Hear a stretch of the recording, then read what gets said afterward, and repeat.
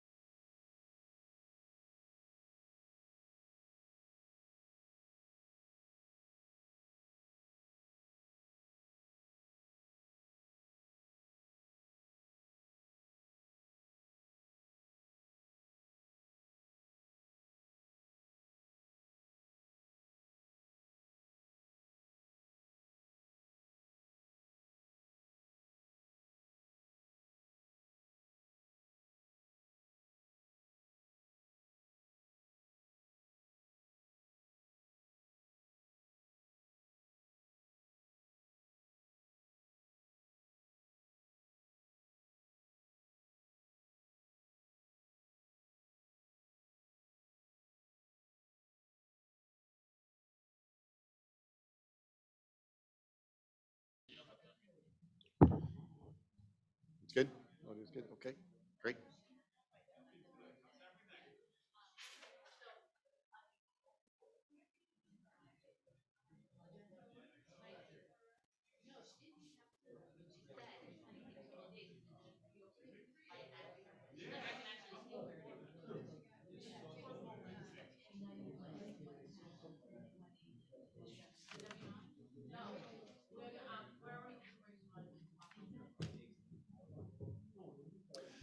All right. Good evening, everyone. Thank you for coming tonight. We're going to get going. Welcome everyone tonight. We welcome everyone that is online as well. Just doing a quick check with the audio here for online. That's good too. Okay, great. All right, so thank you for attending tonight. We appreciate you taking a few minutes with us. This is our second budget forum. We have 4 budget forums scheduled for this year. We did our first one a couple of weeks ago, one tonight, and then we have 2 more coming up in the first week of April. So I'll run through those dates with you.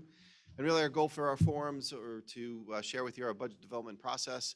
You know, it's something that's ongoing. It's something, a process that we start in the fall, and really it's continual work on that through a final budget being adopted by the Board of Education. So that's the process. My name is John McNamara. I'm the Superintendent of Schools.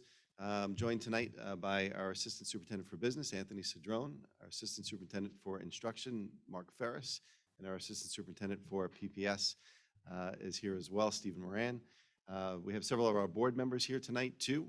We have our board president, Anthony Greco, our board vice president, Laura Reish. We have our trustees, Tara Cassidy and Adam Fisher, here tonight with us as well. So thank you all for taking the time with us. So these are the forums. As I said last week, or 2 weeks ago, we had our first, and that was really our first version of our budget. We've done some work between that first version and tonight. So I'll share with you the update of where we currently stand. We also have 2 more forums scheduled as well, and that's really when we hope to be in our final versions of our budget. We'll know more definitively final numbers in terms of our revenue side, in particular in terms of exact dollars that we can anticipate from New York State, as well as where we will anticipate being on our expenditure side. Those will happen on Monday, April 4th, and then on Wednesday, April 6th as well. Our next forum will be in the evening at 7 o'clock, right here in the high school cafeteria, and then we will be at the public library, and that's a daytime forum on April 6th. So we hope you can join us for those meetings as well. Just some things I want to share with you. First off, one of our goals is always to maintain all of our excellent programs here in the school district, and that's what this slide really represents, are all of those outstanding programs that we have K through 12. Last year was a difficult year for us from a budget perspective for a number of reasons, and we had to make some very difficult decisions. This year is a much more positive year in terms of budget. We find ourselves in a much better position financially. We find ourselves able to bring back some of the programs that unfortunately we had to take away last year, and are excited to do that. So we'll highlight some of those as well. Uh, Also, a big focus for us tonight will be to talk about our staffing. That's a biggest driver in our budget, so we're going to focus on that this evening. These are our overarching goals for our budget development. Restore some of our lost program, enhance program, as we always look to do each and every year, make all of our programs stronger, K through 12, and add some new course offerings. We'll speak to those a little bit. Really focus on some mental health supports. That's an area that we felt we definitely wanted to strengthen. Coming out of this pandemic was an area that we had continued concerns with. Our technology infrastructure, we learned over the past 2 years just how critical that is and how we need to strengthen that. And that's what we're certainly looking to do through this budget as well. And capital projects. We have a number of capital projects that we want to attend to across the district, far bigger than this budget could tackle. But we have some that we want to tackle this year, as well as taking a long-term look at our capital and facilities needs across the district, and also look at the area of security. So those are some of the areas that we really focused on with this upcoming school budget. Positive news, as I alluded to earlier, we are anticipating increased foundation aid from New York State, which is great. That'll help in the neighborhood of about $800,000. So that will be a significant increase for us and really help offset some of the big drivers that we have in our budget. We also have gotten some relief from the federal government in terms of federal COVID dollars, which is helpful as well. And that'll help offset some of those really driving expenses that we've had throughout COVID. And we got good news a couple months ago in terms of our fiscal stress score. That was an area of concern over the past couple of years as more stress was put on our district budget with increased expenditures and some declining fund balance. We're able to really correct that over the past couple of years, and that's with no fiscal stress score reported by the comptroller this year. And really speaking to the overall improved financial condition of our district as a result. So this is where we are now. This is version 2. There's some resources. Hopefully everyone that came in got to pick those up at the back of the cafeteria that has all these slides printed for you, as well as a summary of our budget. And then a narrative Mr. Cedrone puts together for us each year that really does a nice job of explaining our overall financial condition, some of the challenges that we've had financially, some of the improvements that we've had financially, and puts that all together for you and some of the big drivers that we have in here. So this is version 2 of our budget. And as you can see, we've done some work between version 1 and version 2. When we met a couple of weeks ago, we were about $540,000 or so over the tax cap. We worked through that over the past 2 weeks, including a number of our staffing meetings, and have gotten the budget to a point now where we're below the tax cap. It's $2,800 below the tax cap at this point. So, and the board remains dedicated to putting out a budget to the community that is below our tax cap. And as I said, that's where we currently are. And a couple of things that we took a look at to do that. We reduced some areas in terms of professional development dollars. We reduced some areas in terms of special education, students aging out of a program, that kind of thing. So we were able to reduce there. One enrollment reduction as well in terms of teacher FTEs, and using some of our grant money to offset some of our costs as well. So all those things helped bring us further down to where we needed to be. These were the things that some of the things that we're excited to bring back. Enhanced security, things that we did reduce in some areas in this 2021-22 school year. I'll have Dr. Ferris and Mr. Moran speak to a little bit some of our enhancements in terms of our secondary instructional programs, but also focusing on our integrated co-taught model at the middle school as well. some additional mental health supports that unfortunately we lost in the last budget round.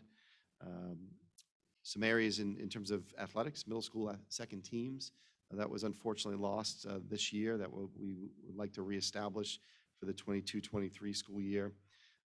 And an elementary administrative support position, we had reduced a number of administrative positions. I'll go through that in the staffing slides, and some of the technology infrastructure projects that we unfortunately had a delay with our budget last year that we are look to bring back this year as well. All right, so I'm going to turn it over to Dr. Ferris and Mr. Moran to speak to some of our new offerings this year, and then Mr. Cedrone will speak to some of the financial piece as well.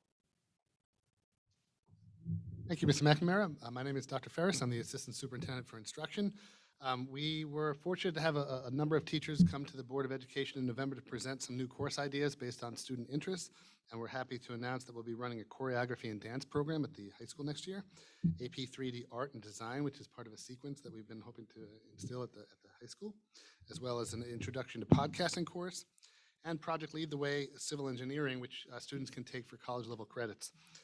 We've also redesigned our business program to create pathways in business for region success, with a Foundations in Business course and a Business Communications course, as well as entrepreneurship and international business. It basically creates pathways for students to focus in areas in the business department of interest, and then take a sequence of courses, starting with introductory courses for the freshman students, and then leading into different opportunities for all of our business students in that way. Additionally, we're continuing to enhance our push-in support for reading and math instruction at the elementary levels. We have something called win periods at the elementary schools in the K-1-2, where 40 minutes a day, a reading teacher or math AS teacher is able to push into the classroom to provide additional support. Students work in small groups, rotating between their teacher, stations groups, and their support teachers, so that the win period idea is what I need, and every student in the room gets what they need to help move them from wherever they are to the next level in their learning. And that is been very successful at the elementary level, showing a real increase in our reading scores and a reduction in students who are being placed into reading support classes. In addition, we're adding some academic intervention services in mathematics at the middle school to support students in the 7th and 8th grade program, as well as some enhancements to our co-teaching program. And I'm going to introduce Mr. Moran, who's going to explain how that's going to work at the middle school and beyond. Thank you, Dr. Ferris. So one of the things with the ICT model, especially in the middle school, we've noticed is that, the ICT model is the integrated co-teaching model, where there's one general ed teacher that's content certified, and then a special education teacher that helps support the students. These are IEP mandates. The one thing that we've realized with the block scheduling at the middle school, there was a period of time where the students weren't getting 2 teachers in the classroom. So one thing we really want to do, one thing that we looked at was to make sure that there were 2 teachers in all of those core classes to support those students, to help them succeed in those core classes. Excuse me. The other thing we're looking at to bring back to bring into the district is a district-wide social worker. This social worker would help support the middle school in all their mental health needs, as well as the elementary schools. Along with that is a partnership with Northwell Health.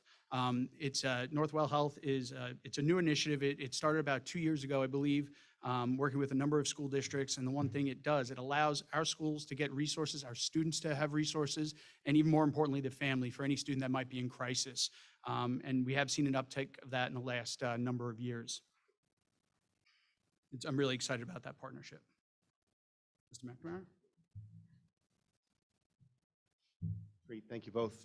And then another big part of our budget for this upcoming year is some capital projects. These are some of the highlights of some of the various projects that we'll be working on, all part of a much bigger plan. We have tens of millions of dollars worth of capital projects that we need to do across the district. So we've had a district committee that's been taking a look at all that infrastructure work. Our architects and engineers have put together a detailed list of that we'll be reviewing and making a recommendation to the Board of Education to fund those projects through various ways, including bond, including capital reserve, and including through capital projects line within our budget. So this is just a smaller part of that. In addition, we have one project that's ready to go that we're going to put out to the community for a vote this May, which is to do some work here at Wantagh High School in our gymnasium. We need to replace that ceiling and the windows in that area, as well as redoing our gym floors. So that we're going to put out as part of a referendum for May. These are our art rooms at Wantagh Middle School. Original cabinetry in some rough shape, and we applied for a grant in working with Senator Johnson's office, one of our state senators, and we successfully achieved that grant. It was about $180,000 worth of renovation work. It just got put on hold. The state froze funding during the outbreak of the pandemic, and just as once again releasing those funds, we received all the final approvals throughout this school year, and we're going to be in good shape to do that project this summer. So we're excited about that work.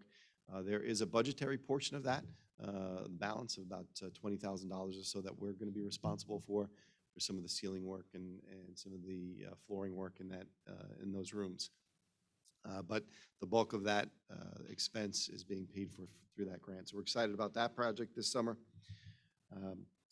And then the capital reserve proposition that I mentioned earlier. This is what will appear on the ballot that you'll see in May to do the work at Wantagh High School in the gymnasium. And these are just some photographs of that ceiling that will be replaced, will be actually taken out, and we're going to redo that ceiling underneath it, as well as the window replacements that will be done as well. All right, so we're going to turn it over to our Assistant Superintendent for Business, Anthony Cedrone. He'll walk you through some of our drivers in our budget this year, as well as some of our state funding.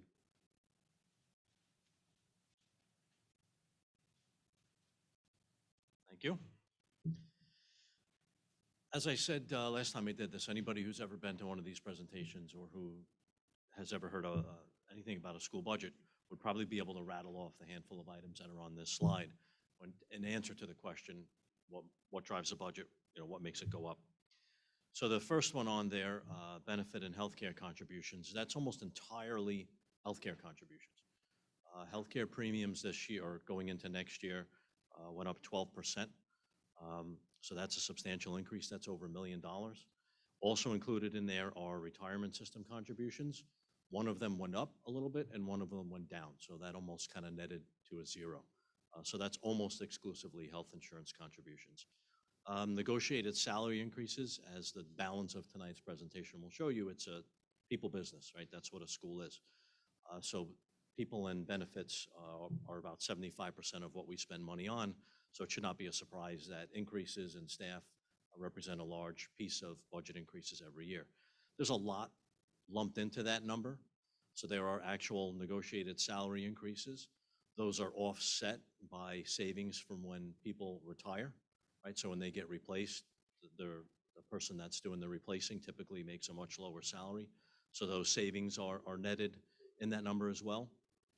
And you also have, saying it's just salary increases is a little misleading because it's also the addition of the social worker that Mr. Moran mentioned. That's in that number as well, right? That's an addition of a person. The salaries for the coaches, and I don't know the right way to say decoupling, unwinding, reseparating the 7th and the 8th grade teams, right? So you're adding coaches back to do that. So those additions are in that number as well. Special ed and pupil services, that's almost entirely student driven. Those are services for special ed kids. A lot of times those are placements and out-of-district placements where tuitions go up. CSEs determine need, and they drive costs in that arena. And the last two are inflationary costs. The school district is not immune to the stuff that's going on in the rest of the world, as we see at home and everywhere else that we go. There's about $300,000 in increased energy costs in this budget for next year. Again, nobody wants to put that in there, but that shouldn't come as a surprise considering what's going on. And just in terms of goods and services, mostly in the facilities arena right now, from things literally like paper towels, plastic bags, all have seen substantial, like 25, 30% increases increases in prices. So there's about $400,000 on those last two lines. That's strictly inflation. If you add them all up, of course, we've picked out all the positive increases, meaning that expenses are going up, and they add to about $2.7 million. But the budget increases is only 2.2. So it's not all bad news in the sense that there are cumulatively in that 30-page budget document, $500,000 worth of expense items that are going in the opposite direction, which would be favorable to us. State aid is the other side of the equation, right? That's the funding side. School districts in New York State are funded primarily through property taxes and state aid. Depending on combinations of property wealth and income wealth, determines your level of state aid. For Wantagh, it's about $19.25 million, $19,250. That represents about 23% of our total budget. That's a substantial amount of money, and I know it has been brought up previously in terms of, well, what would it look like if state aid were not a factor, meaning we didn't get that revenue for whatever the reason. Going into next school year, that would mean a 31% increase in the tax levy. So state aid clearly plays an important role in what we do here and the money that we get from the state. The state aid for next year is an increase of about $850,000 to $900,000, mostly in what they call foundation aid, which for our purposes is unrestricted aid, meaning you can apply it to whatever you want. So that increase in aid is offsetting, well, most of the health insurance increase, if not all of it. So without that aid, we'd be in an even worse position. So certainly the increased aid is helpful. The New York State Assembly and Senate have released their budget proposals. The way it works in New York is the governor releases a budget proposal in January, and then the Assembly and the Senate both each release their own version. And then they reconcile and they go back and forth, and they try to come to some agreement on what the final budget for the state would be for the upcoming year. The state's fiscal year starts on April 1st. So in the last decade or so, they've been pretty close, if not on time, in terms of having a budget on time. There were years when it would be June or July and you didn't know what that number was. But that hasn't happened in quite some time. So that reconciliation process is happening now. Both of the Assembly and the Senate proposed even more favorable budgets than the governor's, which typically happens sometimes. What that means for Wantagh remains to be seen. So that's usually kind of an 11th hour, is there any additional funding? Is there a way to lower something, lower a levy, add something back that was taken out that maybe we didn't want to take out? So that has yet to be determined and can only happen when the state is done with their budget. Back to you. All right. Thank you, Anthony. All right, so our focus tonight is on the staffing portion of the budget. Obviously, this is our biggest driver. So I just wanted to review some of that data with you tonight. As you can see, 75% of our budget is people. That it is, it's our staff. It's our teachers, it's our administrators, it's all of our various groups that support our students every day. So that's the biggest portion of it. So and the benefits that are attached to those positions. There's a lot of numbers on here, and I don't expect you to digest it. I just put this in more for effect so you can kind of take a look and see what this kind of looks like historically. You can see this goes back to the 2008-09 school year up until our proposed budget, and what all the staffing changes that have happened, along with a running tab on the bottom of our district enrollment. One of the things that I often, when I first arrived here, 7 years ago, was enrollment has gone down. How come staffing hasn't gone down along with it, or how come there haven't been corresponding decreases to our budget? And there's a number of factors there. One is, yes, enrollment did go down for a period in time, going back 2008 to about 5 or 6 years ago. We were seeing a decreasing trend in a decline in enrollment. That has since stopped. Over the past 5 years, we have really flattened out, and I'll highlight that in here for you. We've been very stable in terms of our enrollment, right around 2,800 students or so. So it's no longer the case that we're seeing those decreases. Also, along with that, we've taken opportunity along the way to add program. We've added various programs on the back of declining enrollment a little bit here and there. This was a district that didn't have programs like full-day kindergarten, during this period of time. That we were very fortunate position to be able to add. But part of that was the offset because of declining enrollment that allowed the district to do that. We've enhanced, with greater course offerings at the secondary level, adding 8 more AP courses and college level courses, adding more reading and math support, and also adjusting the budget for increases in special education support. You can see that's one of the biggest drivers in here. If you look at the historical trend, during this time period that I'm highlighting here, we're overall across the district down 17 positions, but you can see the number of increased positions in areas like special education as our program has expanded in that area pretty significantly. And over the more recent history, we've been able to really add more program and keep kids here in district, which has always been one of our ongoing goals, is not to have to send students out to programs. Let's keep them right here in district and provide those programs for them here. So I just wanted to give you the historical look at that, and that's what these next couple of slides are really all about. You can see this is the enrollment trend. I just want to highlight how it has flattened out. Yes, we kind of were on that increase. This goes back to 2000, so you can kind of look at it over the past 20 plus years. But you can see how we really flattened out over the past several years. And this is just that same time period I highlighted initially, 2008-9, and what the staffing has looked like during that time period. You can see the decrease.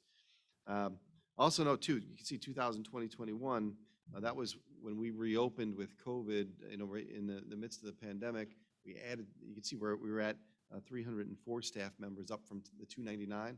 And that was really to allow us to open fully at our elementary levels by keeping class sizes smaller and adding some staff there.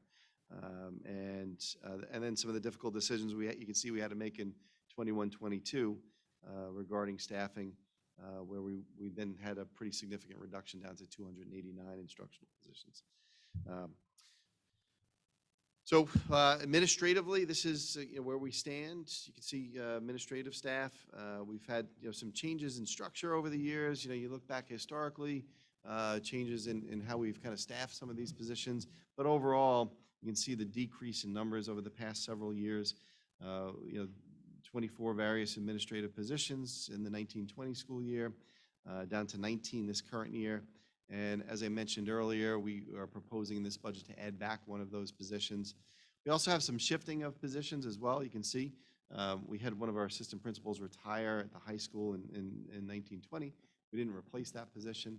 One of our supervisors picked up some additional responsibilities and is going to be moving into that assistant principal role. We did not replace that position behind him, though.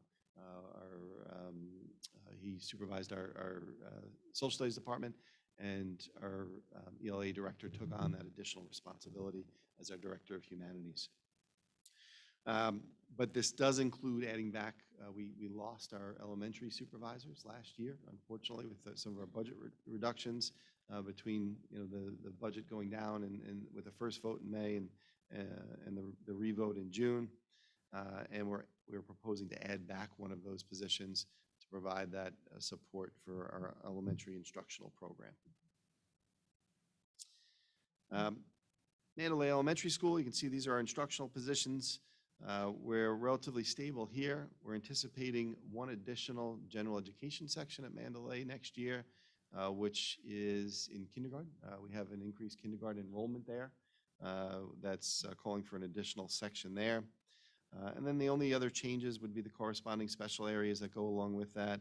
And I put a fraction of our social worker or the new social worker position at each one of the buildings to represent the work that our full-time social worker would be doing across the middle school and our 3 elementary schools. At Forest Lake Elementary, stable there. We're anticipating the same number of general ed sections as well. You do see the increase in mental health support there with the social worker position as well. And then at Wantagh Elementary, we have enrollment down right now, particularly in kindergarten. We're down a section there, and we have a larger 5th grade leaving Wantagh L and a smaller 4th grade coming in behind that. So we're down 2 general ed sections at Wantagh L. And then you can see the corresponding reduction in some of our special area supports there as well.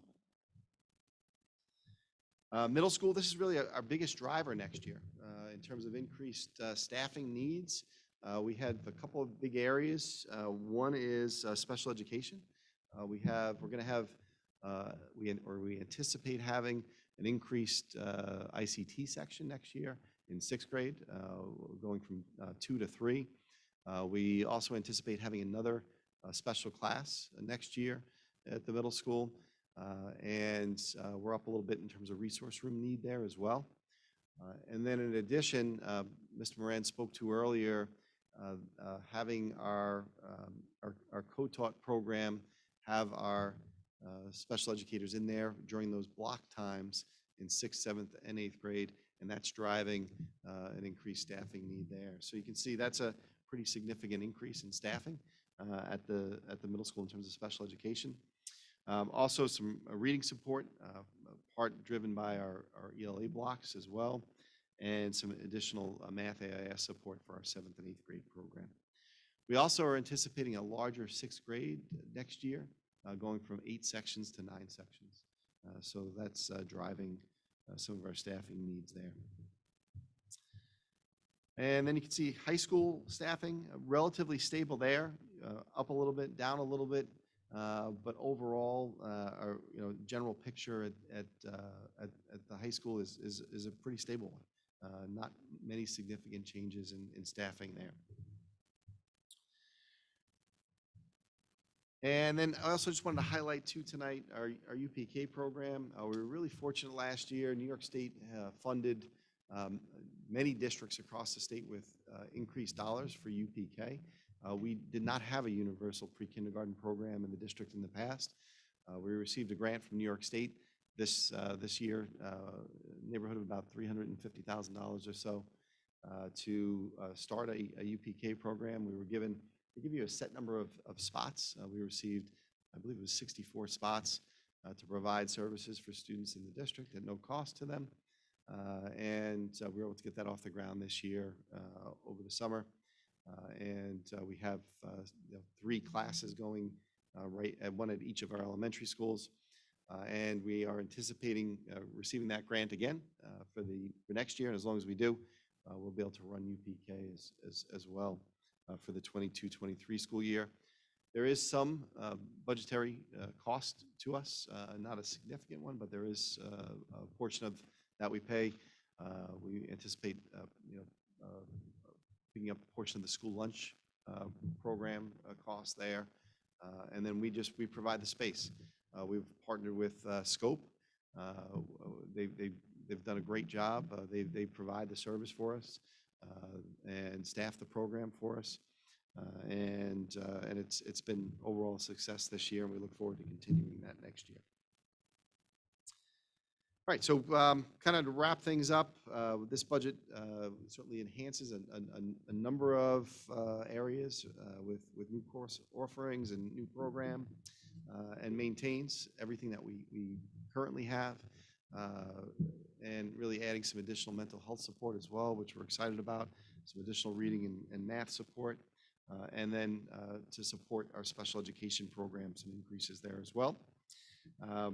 Overall, you can see our overall budget, tax levy increase, 2.12%, and a 2.69 budget-to-budget increase, which is where we currently stand. And we'll continue to, as we work through the process over the next 2 weeks, we anticipate having a finalized version of our revenue side. As we get some, as Anthony Cedrone said before, we'll get our final numbers in terms of what the state revenue looks like. We usually get that on April 1st. So at our forum on the 4th, we hopefully will have that number for you, and we'll have a pretty good look at what our final version of our budget would look like. We're going to be sending some stuff out this week as well for our focus groups. We're going to do those next week. Those were really productive last year. We did small group meetings with folks to provide some feedback on the budget. And so please look for that as well. And we'll post all of these slides, all of these forums on the district website. If you go right to our Assistant Superintendent for Business page, Anthony posts those. and all the budget detail, all the resources for those of you that have joined us online tonight. You can access all of those tomorrow. They'll all be posted on our district website right there on that page as well, so you can access them there. And budget vote information will be Tuesday, May 17th at each one of our elementary schools. It's from 7 a.m. to 9 p.m. That's when that will take place. And we'll open up to some questions for any questions that we have tonight. Of course. Of course. How are you, Anne-Marie? Good.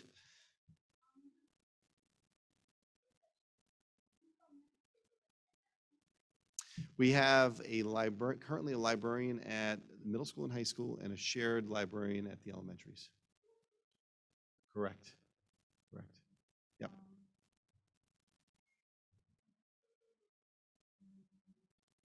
Yes. I couldn't tell you the exact type, but no, yes. So the question for those of you that are at home are about the window replacements in the main gym. They will not be glass block. I don't know the exact materials though. We have a couple different recommendations from the architect, and I don't know which final version they're going to go with. So to be determined. Sure. Okay. We do. Yep. Well, yeah, we toggle back and forth between the two. We can get the savings, whichever is more efficient at the time. So, yep.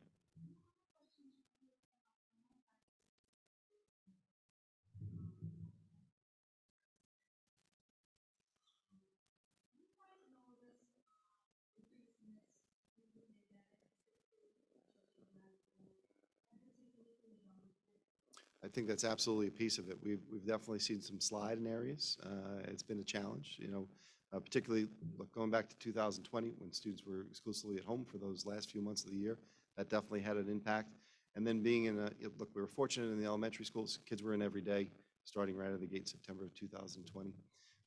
But the hybrid model for the first 6 months of the school year at the secondary was challenging for a lot of students. So we definitely saw that, we felt that.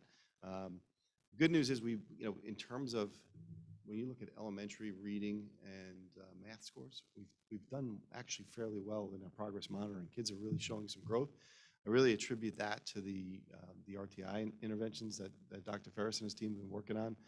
The win periods that he was speaking to earlier have really allowed us to address a lot of those needs. But we certainly see it at the secondary, and you saw a number of those supports were at the middle school. That's where we saw some of that need to, in terms of reading and math intervention.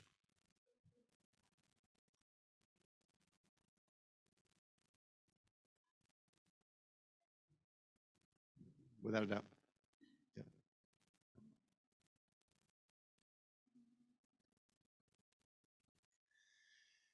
Yeah. So nothing that's in here from like a staffing perspective, but certainly a need. I know it's been a tough go for everybody. Yes, it's been a tough go for everybody. Yep. So. And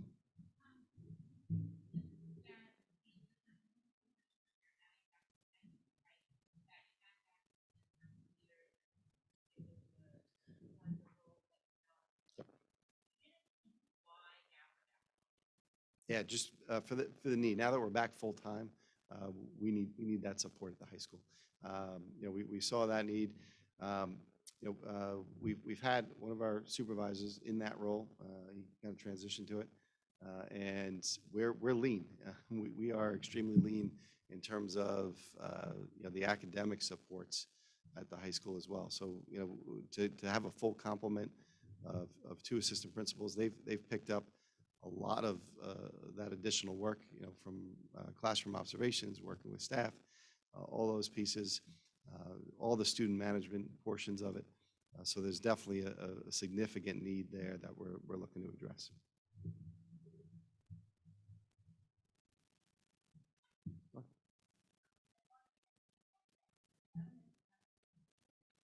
There is. We're currently we've done a couple of meetings with them. I don't know exact cost, Steve. with that, because there's two different models that we're looking at with them.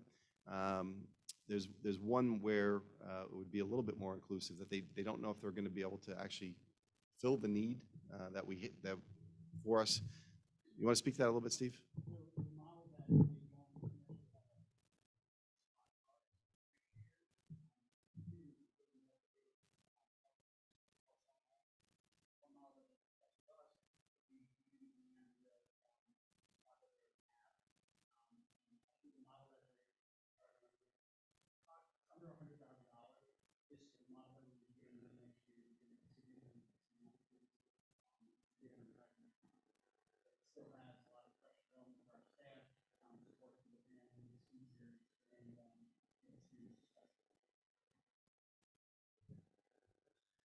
And one of the nice things with the new social work position is, we'll have that in-house support as well. So this is kind of be a hybrid model between the two.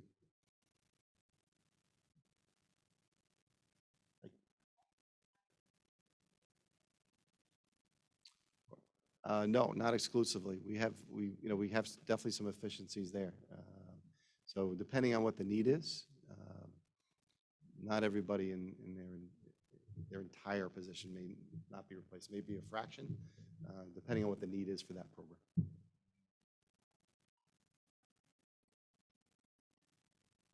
Not specific cuts. Is there any specific cuts to or loss to program? Yeah, some were enrollment driven, so there was class size driven cuts.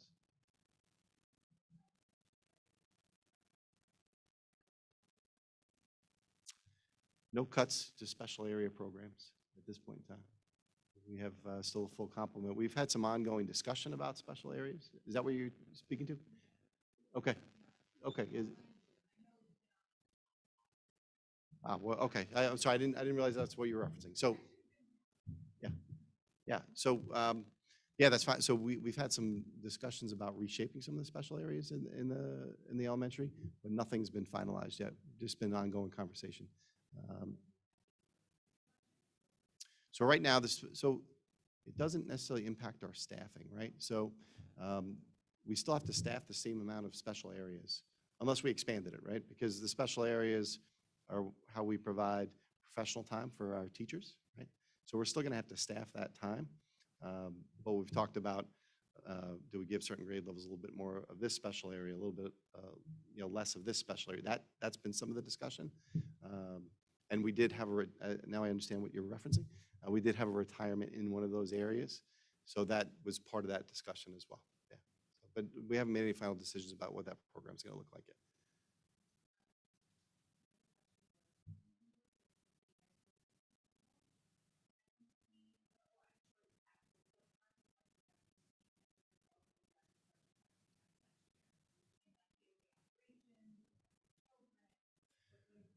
Yeah, the biggest challenge is, look, we made some pretty significant administrative reductions. So that's, teacher support.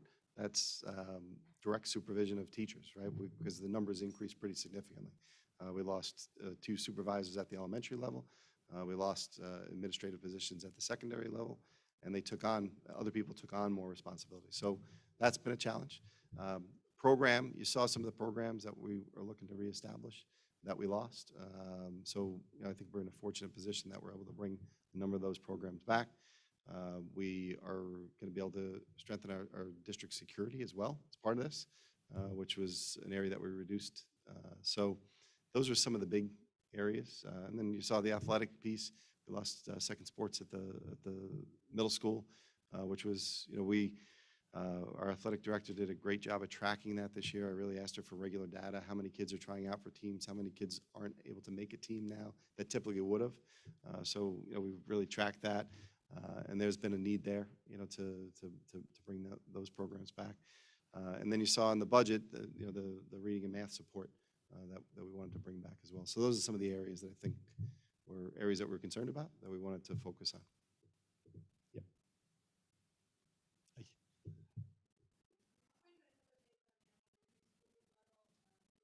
Yep.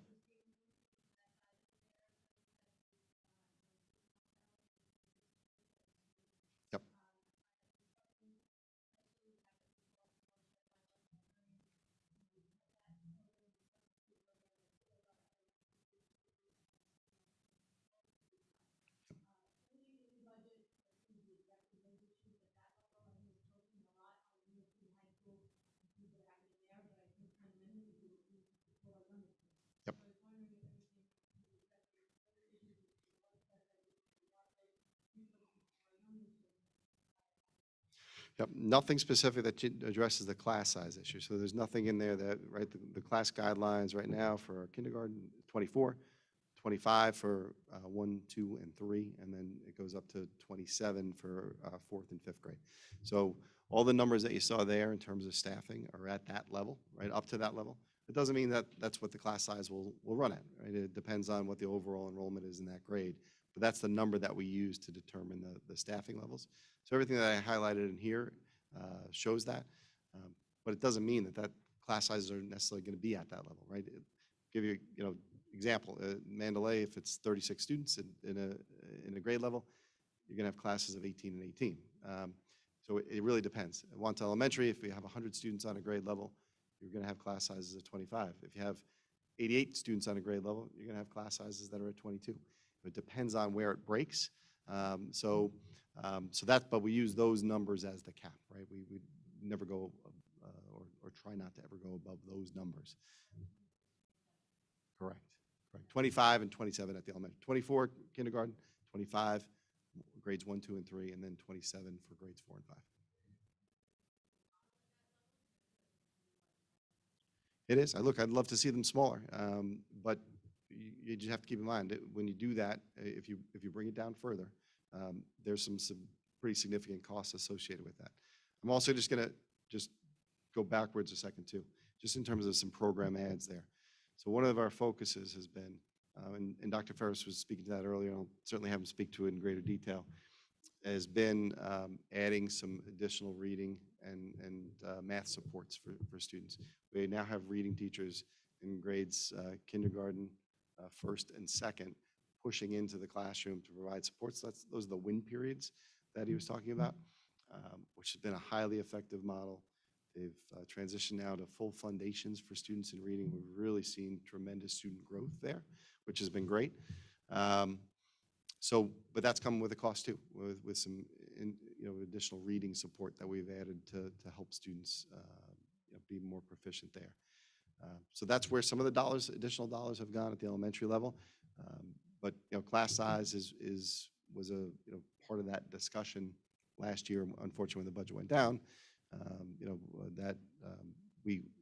those class size numbers are still the current numbers that we're using.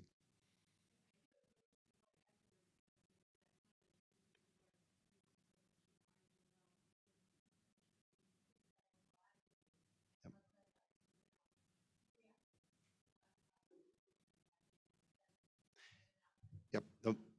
But just so you know, the model of that additional support, regardless of class size, it's a strong model. We put a lot of resources into that. It's worked extremely well. If our class size is a 24 or 26 or 20, whatever that is, that's a model that we would continue to support because of the success of the program. Yep. Yep. So.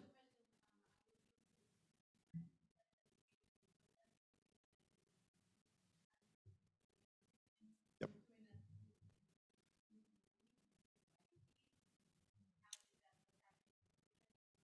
Yeah, combination of things. So one is just, that's going to be driven by students' IEPs, right, and what the need for their program is. So that's the first piece.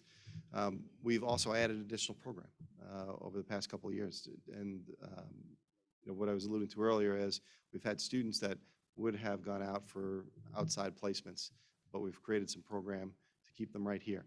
We've added a 611 program at Mandalay. We now have 2 full classes there that we didn't have before. All the students in that program would have been in out-of-district placements.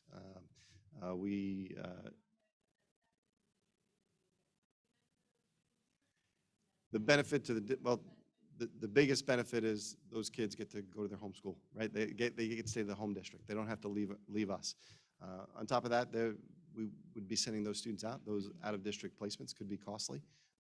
So we want to keep our kids here where we can.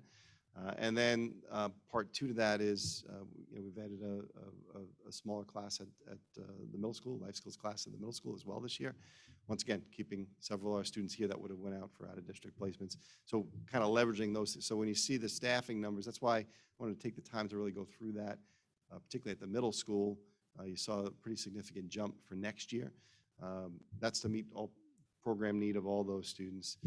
We anticipate an additional ICT section there.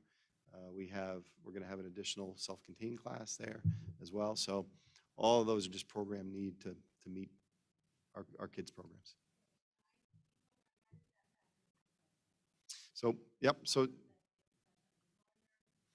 doesn't make them larger, it's the additional staffing to go. So our students in 6th and 7th grade currently have some block time in their schedule, as I'm sure you're familiar with, right? So they have an ELA block, a math block in there where they have extended periods. It's to make sure that that full block is staffed with an ICT teacher. Right now, there's a 40-minute period where they don't have the support of an ICT teacher in there. So this would add that additional staffing to make that work. Yep.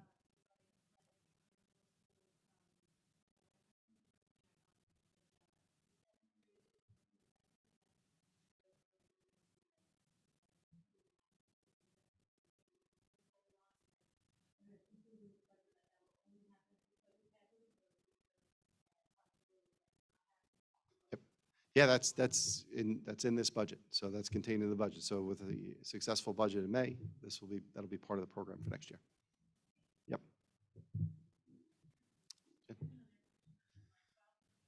Yep.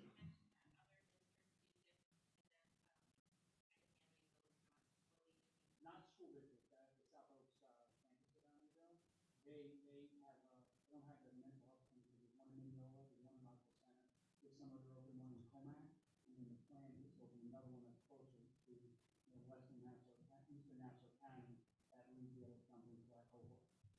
But in the meantime, we've met a couple times, they're still trying to price out everything and what services we can provide to our families at the site in Ann, not the school. Okay, so, and then two questions. What school districts are part of this partnership? A lot of them. I don't have the list. There's about 30, at least, I saw on their list about 30 districts that are currently participating in Nassau County. Yeah, so it's a really a capacity issue that they're working on. That's what You just mentioned, I didn't understand from initially reading this, so there's placement services that families could go to at these facilities. Yeah, so what happens is, just like a quick rundown, is the students in crisis, right? And it's identified by the school, they need to know who's at the school, because the school is the number one contact for a lot of families. We can, give resources to that family, because we have a partnership in Northwell, and they will walk in, instead of having to go to the emergency room, or, there's like an immediate time when they can come in and they'll assess any student that is within their boundaries.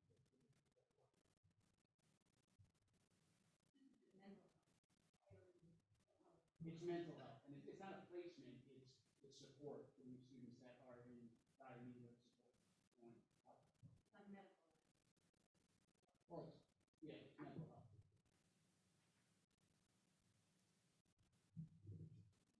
My district is partners with Northwell, and they've actually really saved us on a lot of occasions, but we've had children in crisis and we've been able to call with Northwell. Say, call parents or the student in, and they'll work with them immediately and we'll send them over to the hospital, which usually, sends parents, students, and a little bit of, worry. So it's definitely an amazing partnership. I can tell you from experience. All right, any other questions? All right, thanks so much for attending tonight. I hope you can join us in a couple of weeks for our next forum, which will be on April 4th. Have a good night.